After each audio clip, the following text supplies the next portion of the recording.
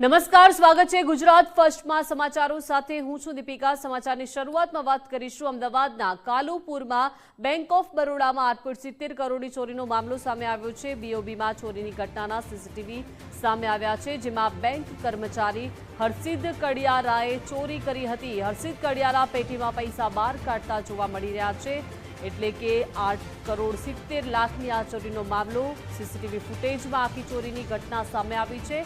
Bank કર્મચારીએ જ ચોરી કરી હોવાનું સામે આવ્યું છે। અમદાવાદના કાલુપુરમાં બેંક ઓફ બરોડામાં 8.70 કરોડની ચોરી થઈ હતી, જેના સીસીટીવી ફૂટેજ સામે આવ્યા છે। બેંક કર્મચારી જ ચોરી કરતા જોવા મળી રહ્યા છે। હર્ષિદ કડિયારા પેટીમાંથી પૈસા બહાર કાઢતા જોવા મળ્યા।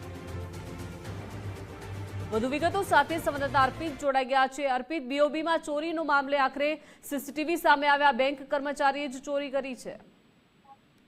સીસીટીવી ફૂટેજ સામે આવ્યા છે, જેમાં સ્પષ્ટપણે જોઈ શકાય છે કે આ હર્ષિત કડિયારા નામનો વ્યક્તિ છે, છેલ્લા 15 વર્ષથી બેંક ઓફ બરોડામાં કામ કરતો હતો। કસ્ટોડિયન તરીકે જવાબદારી હતી, એટલે આરબીઆઈના જે ચેસ્ટ હોય, આરબીઆઈની જેટલી રકમ હોય બેંકમાં, એ બેંકમાં આવતી રકમ સંભાળવાનું કામકાજ આ કસ્ટોડિયન એટલે કે હર્ષિદ નામના શખ્સનું હતું। પરંતુ એની દાનત બગડી હતી અને એ દાનત બગડવાના કારણે એને જાન્યુઆરી મહિનામાં ધીમે ધીમે તબક્કાવાર સમય મળે તેમ પૈસા ચોરતો ગયો। સીસીટીવી ફૂટેજમાં તમે જોઈ રહ્યા છો કે પ્રકારે જે બેંકનો માલ સામાન માટે જે ટ્રાન્સપોર્ટનો કોન્ટ્રાક્ટ આપવામાં આવ્યો હતો, એમાં બે વ્યક્તિઓ હતા, બાપ દીકરાની જોડી હતી, સુલતાન અને ઝુલ્ફિકાર। એની બંનેની મદદથી એને આ પૈસા બારોબાર સગે વગે એટલે કે બેંકમાંથી બહાર કાઢવા માટે મદદ લેતી હતી। અને એના સીસીટીવી ફૂટેજ તમે જોઈ રહ્યા છો કે જે ભંગારની પેટીઓ હોય, ભંગારની પેટીઓમાં એને આ પૈસા છુપાવેલા હતા, 8.70 કરોડ, અને એ 8.70 કરોડ બારોબાર સગે વગે કર્યા હતા, જેના સીસીટીવી ફૂટેજ પણ સામે આવ્યા છે।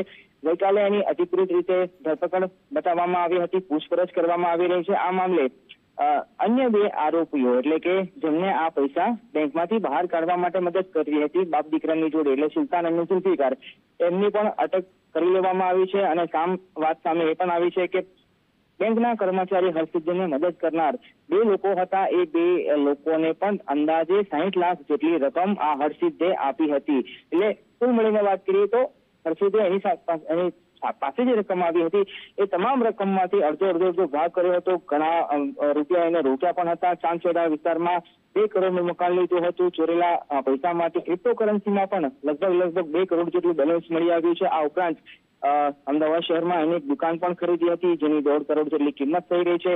આ ઉપરાંત એની પરિચિત હતી મહિલા કે જે બેંકમાં કર્મચારી હતી, એને પણ મકાન લાવવા માટે 23 લાખ રૂપિયા આપ્યા હતા। આ ઉપરાંત 5 લાખ રૂપિયા એને વાપરવા પણ આપ્યા હતા। આ ખુલાસા થયા બાદ, આ ઘટસ્ફોટ થયા બાદ પોલીસ કર્મીઓ અને બેંકના કર્મચારીઓ અધિકારીઓ પણ ચોંકી ઉઠ્યા હતા, કેમ કે આ ખૂબ જ સાવચેતીપૂર્વક અને સુનિયોજિત રીતે ચોરીની ઘટનાને અંજામ આપ્યો હતો। પણ આખરે એનો ભંડ ફૂટ્યો અને એની ધરપકડ કરી લેવામાં આવી છે, અને કઈ રીતે એને ચોરી કરી હતી એના સીસીટીવી ફૂટેજ પણ હાલ સામે આવ્યા છે।